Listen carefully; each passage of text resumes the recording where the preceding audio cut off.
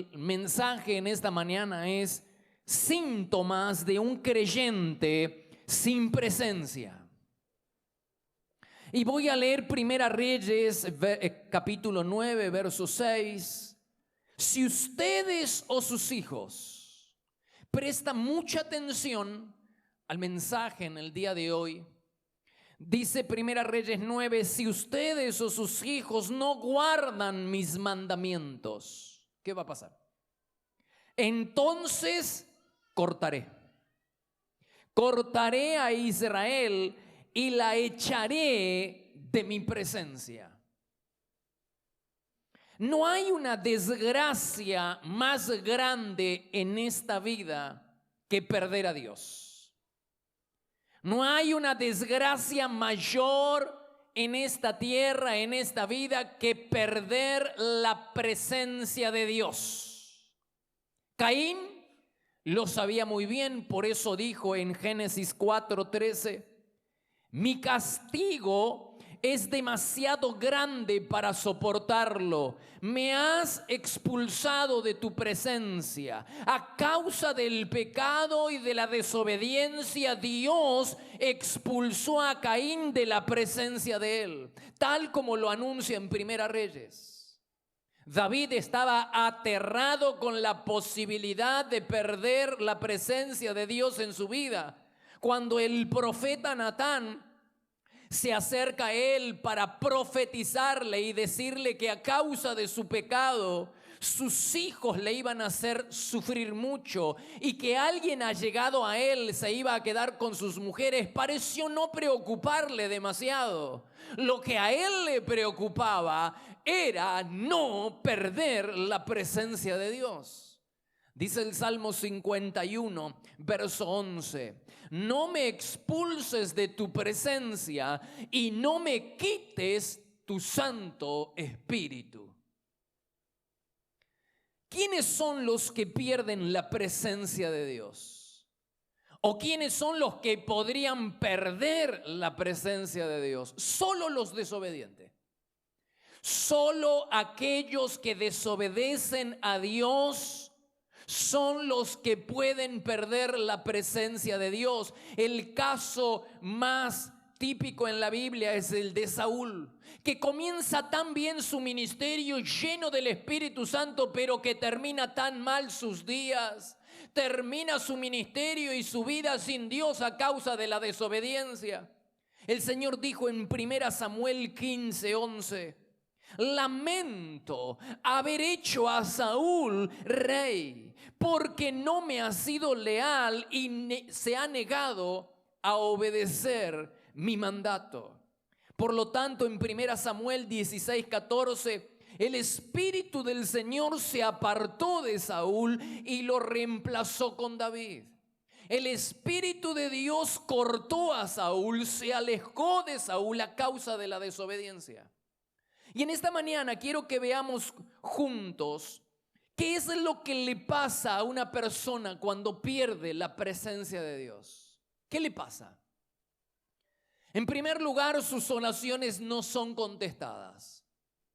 El mismo Saúl, en 1 Samuel capítulo 28, verso 15, dice, estoy desesperado, los filisteos me hacen la guerra y Dios me ha abandonado, ya no me responde, ya no contesta mis oraciones. Y eso es lo que produce la desobediencia. Bloquea el acceso a la presencia de Dios, interfiere con las líneas de comunicación con el cielo. Por eso en Deuteronomio capítulo 28, verso 23, dice arriba, los cielos se pondrán rígidos como el bronce y abajo la tierra se volverá dura como el hierro. El cielo es de bronce y la tierra es de hierro, lo que significa que el cielo no responde y en la tierra no hay bendición. Hay algo que no está fluyendo en tu vida. Hay algo que no está saliendo, fluyendo en algún área de tu vida. Habría que pedirle al Espíritu Santo que nos examinara, porque podría ser la consecuencia de un pecado que no has confesado y de un pecado del cual Dios no ha juzgado ni ha perdonado. Cuando una persona desobedece, el cielo se le cierra. Se bloquea el cielo y las oraciones no son contestadas. Así que lo primero que tenemos que hacer es pedirle al Espíritu Santo que nos examine para ver que Él nos revele aquellas cosas en nuestra vida que bloquean el acceso al cielo y que bloquean la bendición de Dios para nuestra vida. Segundo, ¿qué es lo que le ocurre a una persona que pierde la presencia de Dios, además de que sus oraciones no son escuchadas? Es que comienza a vivir bajo maldición.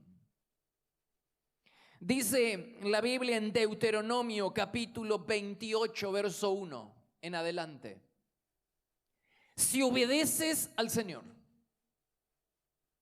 en todo,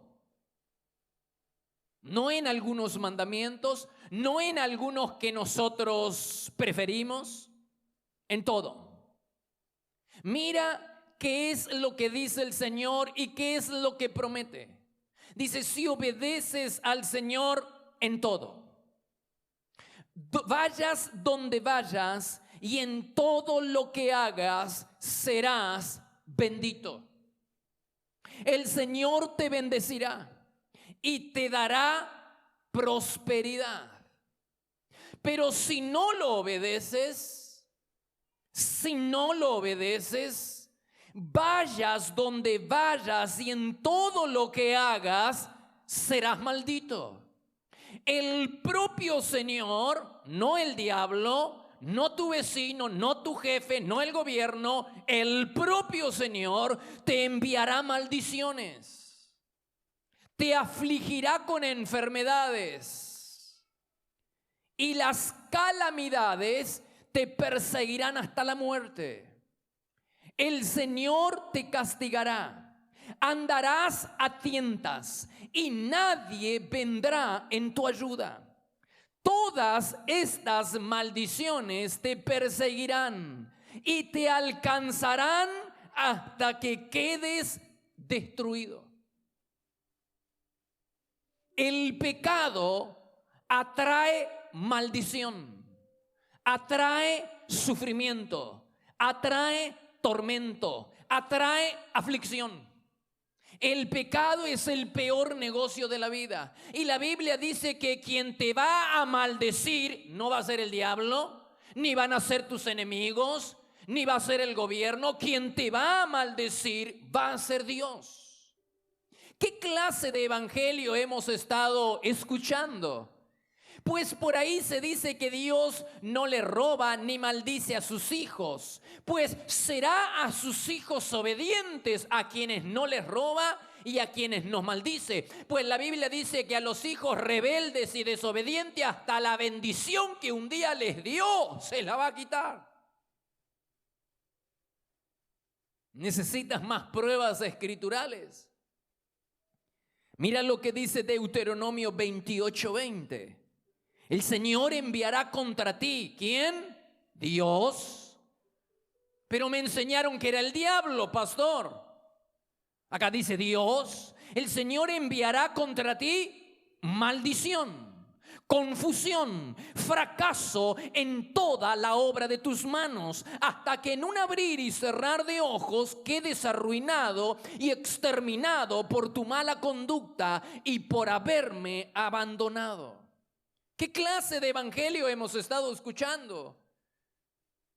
Cuando la Biblia dice que es el mismo Dios el que transforma una bendición en maldición. Malaquías capítulo 2, verso 2. Si no me obedecen, ni aprenden a respetarme, yo los maldeciré. ¿Quién? Dios te va a maldecir, me va a maldecir. Cambiaré en maldición mis bendiciones para ustedes. La bendición que les traje ahora la voy a transformar en maldición. Les juro que así lo haré. También escuché decir que Dios no está enojado, que no tenemos un Dios enojado. Dios no está enojado con los hijos obedientes, pero la Biblia dice que está airado todos los días contra los malvados y los impíos. Salmo 7, verso 11. Dios está airado algunos días de la semana. Dios está airado todos los días contra el impío. Todos los días se enoja con los malvados. La gran mentira del diablo, hermanos, es hacernos creer que todos estos juicios que hemos leído, todas estas maldiciones, estas catástrofes naturales, las enfermedades, las maldiciones que Dios prometió para nuestra vida si no lo obedecemos, la gran mentira del diablo es hacernos creer que todos esos juicios fueron cancelados el día en que Jesús murió en la cruz. Con ese pretexto de que vivimos bajo la gracia, nunca asociamos las maldiciones, los tormentos, las aflicciones, los sufrimientos y las catástrofes naturales con el pecado de nuestra vida. Pero eso es lo que deberíamos hacer. Deberíamos examinarnos en este tiempo de tantas catástrofes, de tantas inundaciones. Deberíamos examinar nuestra vida, pues la Biblia dice en Malaquías, pues la Biblia dice en Deuteronomio, que a raíz de la desobediencia Dios va a traer maldiciones. Te esperamos para adorar a Dios en cualquiera de nuestras 5 reuniones. Los martes a las 20:30 horas. Y los domingos por la mañana a las 9 y 11 horas y por la tarde a las 18 y 20 horas, para vivir un tiempo diferente donde el poder y la gloria de Dios se pueden disfrutar en libertad. Todos los martes a las 6 de la mañana le entregamos lo primero a Dios. Nos reunimos a orar buscando a Dios y a tener la palabra de aliento para comenzar el día bendecido. La presencia de Dios se vive en este lugar. Podés visitarnos personalmente en Avenida Castelli 314, Resistencia, Chaco, República Argentina. O bien ver nuestras reuniones en línea, ingresando en www.iglesiadelaciudad.com.ar. También podés seguirnos en Facebook, Iglesia de la Ciudad. Por consejería telefónica, podés llamarnos al 0362 443 8000.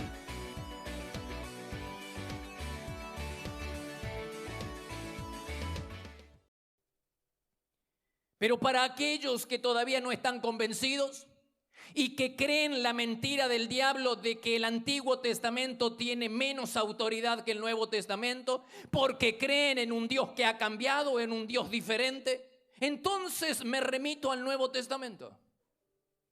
Dice Romanos capítulo 2, verso 8. Dios castigará terriblemente a quienes anden en caminos perversos. La ira de Dios caerá sobre ellos. Habrá dolor, hermanos, amigos, habrá dolor y habrá sufrimiento para los que continúen en sus pecados. ¿Pero qué? Habrá paz, habrá gloria, habrá honra de Dios para quienes obedezcan al Señor.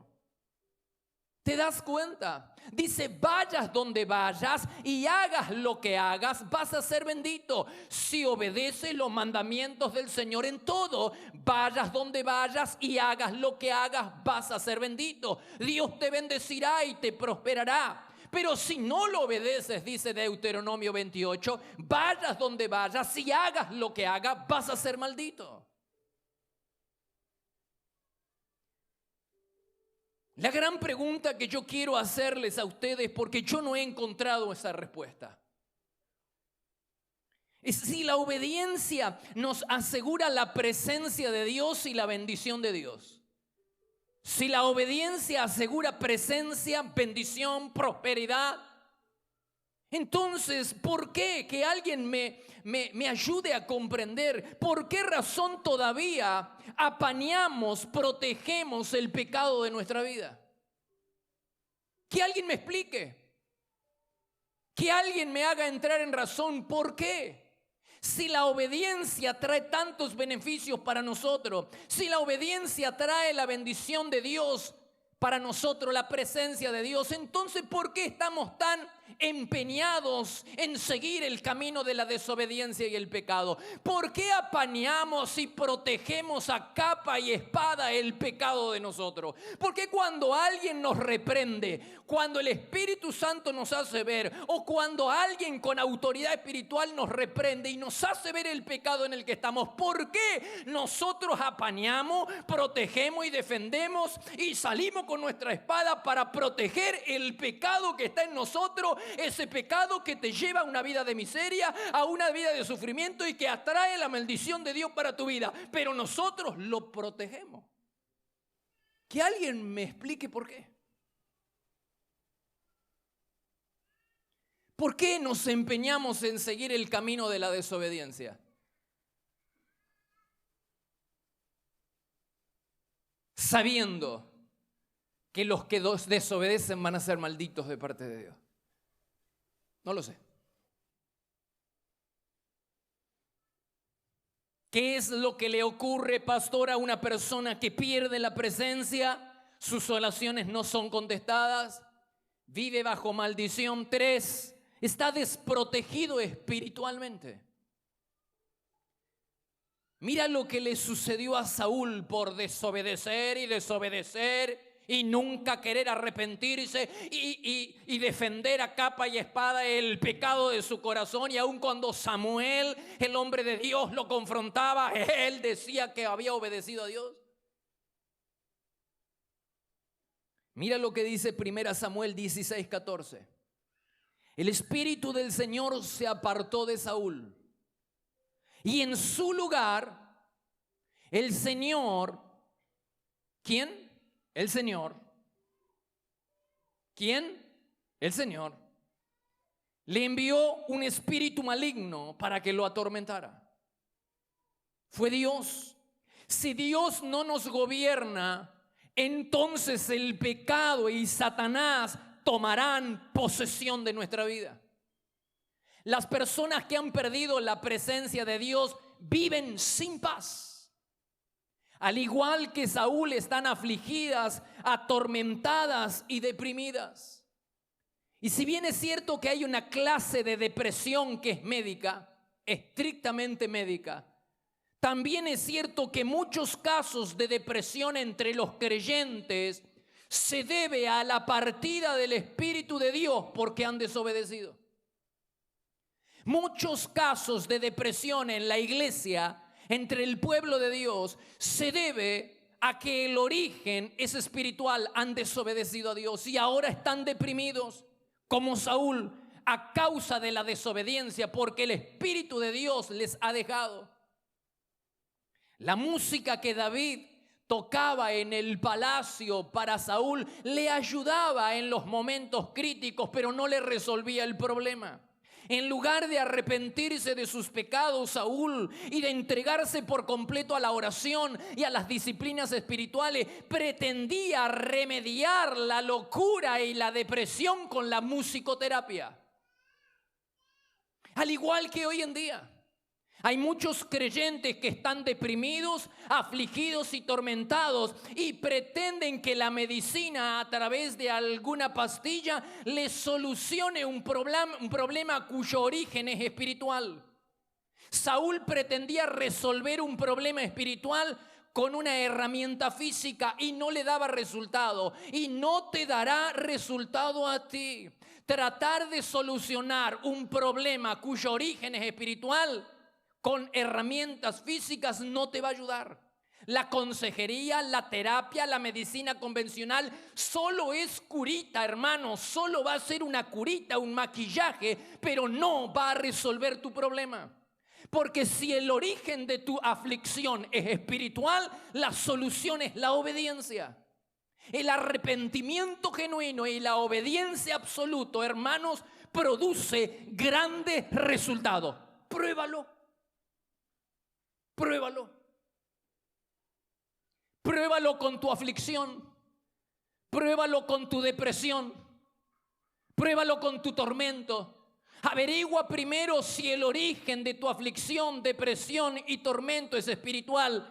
Entonces busca la solución espiritualmente. Vuelve tu vida a Dios. arrepiéntete de tus pecados, vuelve a obedecer a Dios y va a ver cómo el tormento, la aflicción y la depresión te abandonan.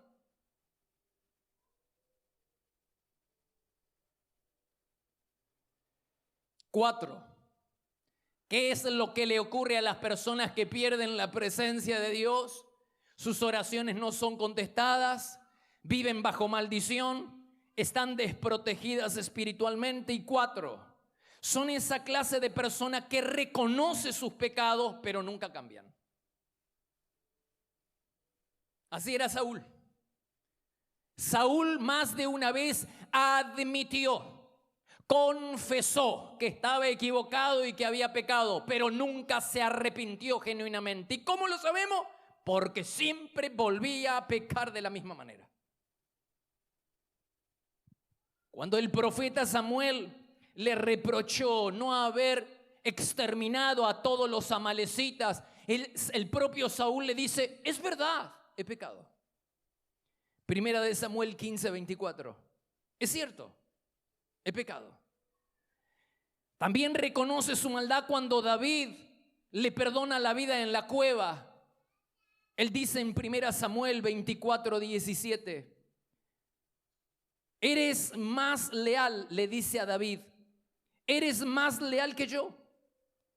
Has sido bueno conmigo y yo en cambio he sido malo. En 1 Samuel 26:21, cuando David le vuelve a perdonar la vida, él vuelve a reconocer y dice: Saúl confesó, 1 Samuel 26:21. Saúl confesó: he pecado, he sido un tonto y he estado muy, pero muy equivocado. Pese a todas sus confesiones, su corazón nunca cambió, al contrario, se endurecía cada vez más. Y le decía a David que él había estado mal y que no lo iba a perseguir, y lo volvía a perseguir. Y le decía que le iba a perdonar la vida y salía para volver a matarlo. Él confesaba sus pecados, admitía que estaba mal, pero volvía a cometer el mismo pecado. La presencia se había ido. Así son muchos creyentes hoy en día. Tienen periodos de destellos espirituales donde lloran y le prometen a Dios que las cosas van a cambiar, que van a cambiar ellos y que las cosas van a cambiar, pero nunca hacen los ajustes necesarios para cambiar. En esos periodos donde Dios los visita, donde Dios los toca, en esos periodos de euforia espiritual, en un congreso, en un culto de adoración, de oración, le dicen a Dios, le prometen a Dios que van a cambiar, que las cosas van a cambiar, pero siguen revolcándose en el mismo pecado. Síntoma de que la presencia de Dios ya no está. Así era Saúl. Estas personas se sienten en paz porque creen que obedeciendo 9 de cada 10 veces que son tentados es suficiente. Estas personas padecen de una enfermedad espiritual llamada obediencia selectiva. Obedecen selectivamente. Son un 10 en el área de las finanzas. Son un 10 trayendo sus diezmos y ofrenda, pero son un 0 en el área de la sexualidad. O son un 10 en el área de la sexualidad, pero son un 0 en traer los diezmos para Dios. Estas personas se congregan, pero no toman en serio la vida de oración. O dicen orar, pero no se congregan. Son campeones en el trabajo, pero son un desastre en la familia. Tienen un 10 en la vida social, pero un 0 en su vida espiritual. Hermanos, creer que porque somos diligentes en muchas áreas de nuestra vida espiritual, Dios va a disimular aquella que no queremos ajustar a su voluntad, es una mentira que nos va a llevar al desastre. La gente cree que porque hago mi mejor esfuerzo y porque estoy bien en 9 de cada 10 áreas de mi vida, Dios va a tolerar que esa área que no quiero ajustar, Dios la va a tolerar, Dios la va a comprender y Dios me entiende. ¿Escuchaste el Dios me entiende? El Dios no te entiende. Porque el Señor dijo: si me obedeces en todo, vayas donde vayas y hagas lo que hagas, serás bendito. Te prosperará y te bendecirá. Pero si no me obedeces, vayas donde vayas y hagas lo que hagas, serás maldito.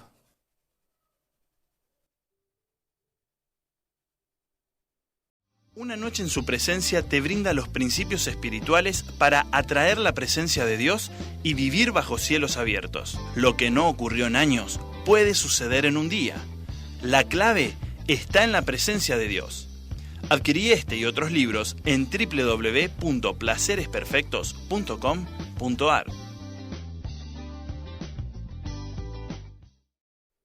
Después de haber visto lo que le pasó a Saúl por desobedecer, la pregunta que hago es: ¿seguiremos bebiendo del agua sucia de la mala doctrina, sin convicción de pecado, despreocupada de la presencia de Dios y sin respeto a los mandamientos del Señor?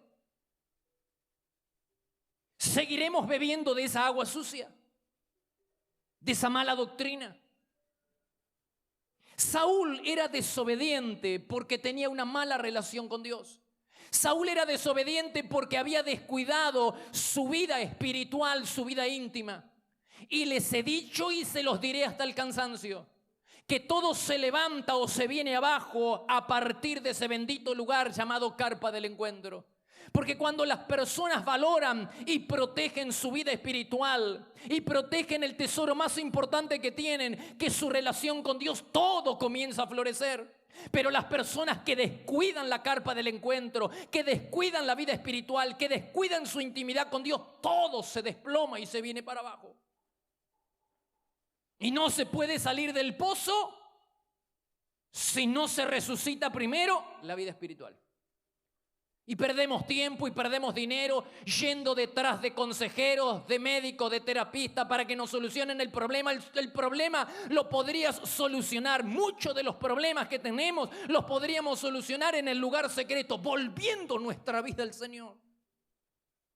Pero no lo hacemos. Como Saúl, que pretendía que la musicoterapia le resolviera un problema espiritual y no lo resolvía. Saúl tenía una mala relación con Dios. ¿Y cómo lo sé? Porque siempre hablaba de Dios como de alguien a quien él no conocía. Por ejemplo, advierte lo que dice en 1 Samuel 15:15.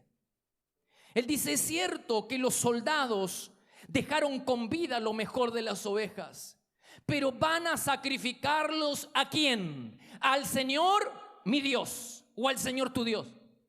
Saúl le dice a Samuel: al Señor tu Dios. Ahora, el Dios de Samuel no era el Dios de Saúl. El Dios que había elegido a Samuel no era el Dios que había elegido a Saúl. El Dios que había ungido a Samuel no era el Dios que había elegido a Saúl. Sí, pero como él tiene una mala relación con Dios, como no lo conoce, como ha descuidado su vida íntima, entonces le dice a Samuel: tu Dios ya no es mío. Ya no es mi Dios. Mira lo que dice en 1 Samuel capítulo 15, verso 30.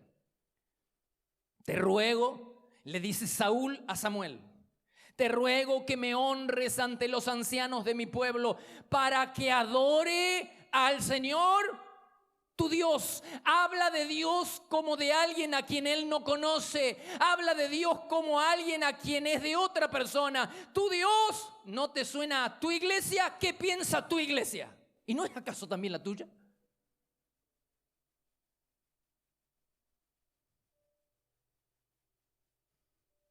Ahora el pueblo de Israel seguía los pasos del líder. El líder no conocía a Dios, el líder descuidaba su vida íntima, el pueblo seguía su ejemplo, porque el pueblo sigue el ejemplo de sus líderes.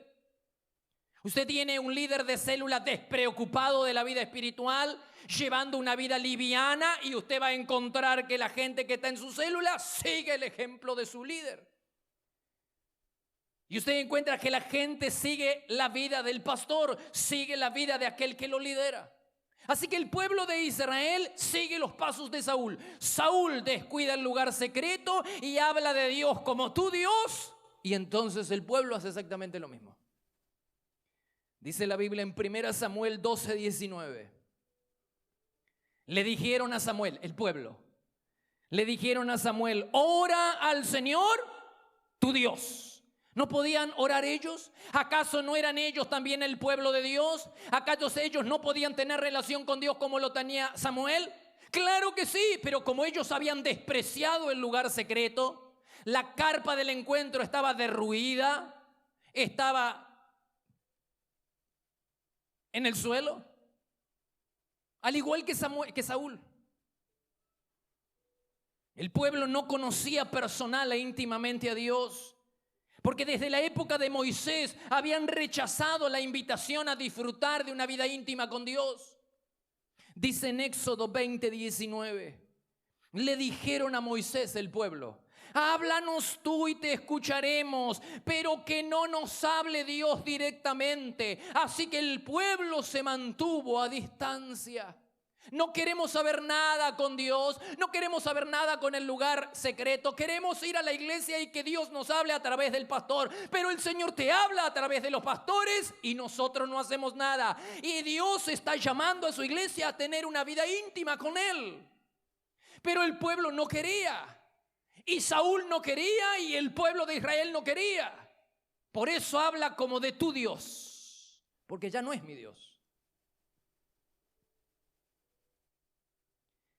Pastor, ¿cómo recuperamos la presencia de Dios?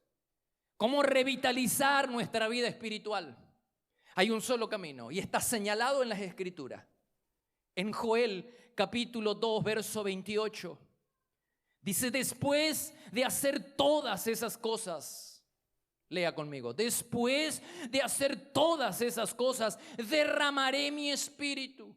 Es decir, que Dios promete volver con un avivamiento. Dios promete con presencia, volver con presencia y avivamiento después de hacer estas cosas. ¿A qué se refiere con estas cosas? Pues el mismo libro de Samuel nos explica.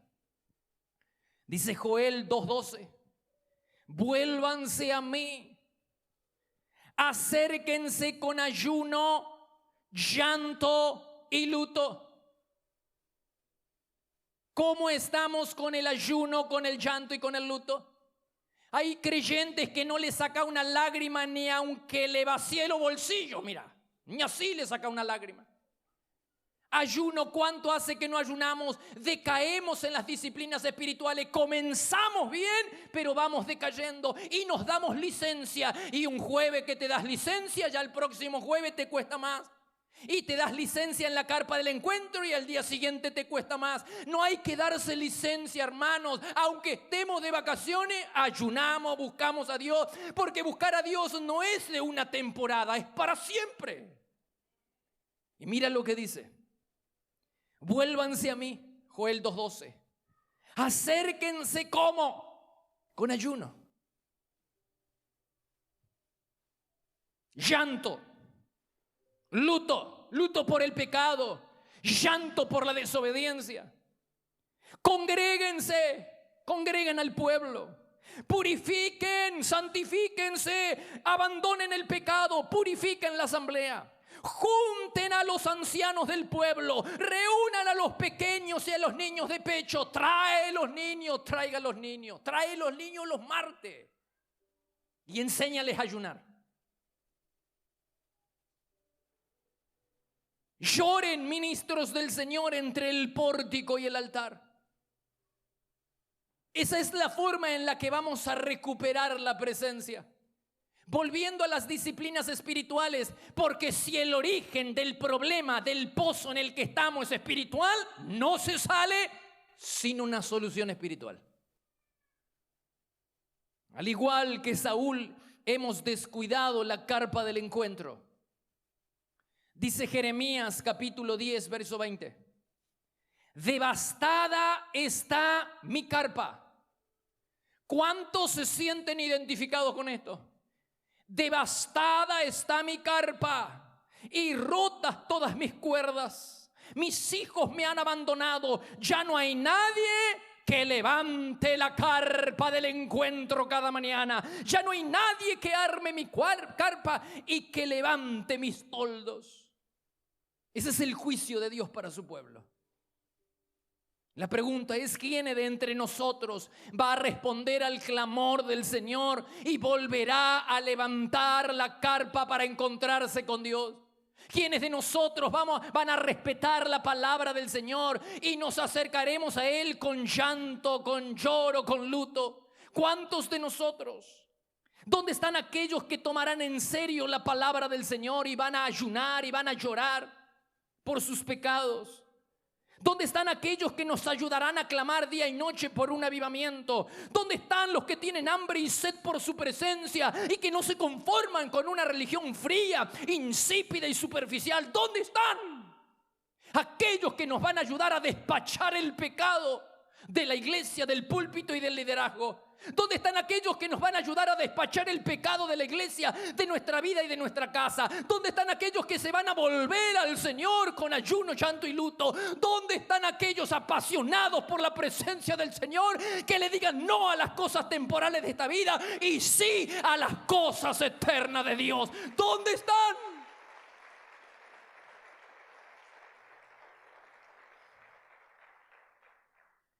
Ponte de pie, por favor.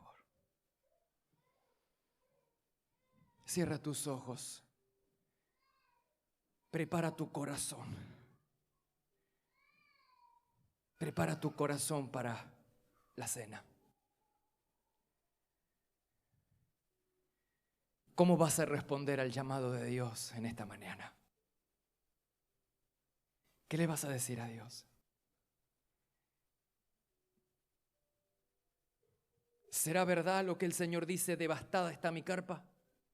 Ya no hay nadie que arme mi carpa y que levante mis toldos.